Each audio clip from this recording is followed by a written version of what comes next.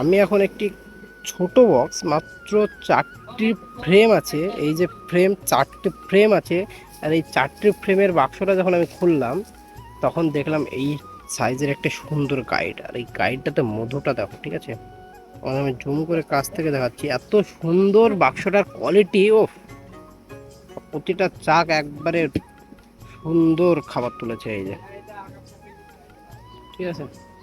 তো আজকে আমরা এখন, কালকে তো দেখলে মধু ভাঙলাম, আর আজকে আমরা এই যে সমস্ত বাক্সগুলো দেখা যাচ্ছে এই বাক্সগুলো চেক দিচ্ছি।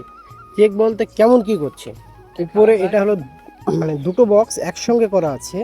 তো উপর বক্সে যে সমস্ত কাজগুলো আছে সেই কাজগুলো চলে যাচ্ছে নিচের বক্সে, যাতে মৌমাছি উপরে খাবারটা খুব সুন্দরভাবে সাজাতে পারে বা খাবারটা রাখতে পারে। সেই জন্য উপরকার কাজগুলো নিচে যাচ্ছে, আর নিচকার ব্লানগুলো মানে যেগুলো কোনো কাজ নেই ব্লান, সেগুলো উপরে যাচ্ছে। তো এইভাবে দেখি এখানে অনেকগুলো বক্স আছে, অনেক। সব বক্সগুলোর কাজটা আমরা এই 4জনাই করবো। আর আমি তোমাদেরকে যে চাকটা দেখালাম, ছোট চাকটা, সেই চাকটা কিন্তু নিয়ে খেয়ে নিয়েছে, ঠিক আছে? আর টাটকা মধু খাওয়ার একটা আলাদা আলাদা একটা মজা আছে।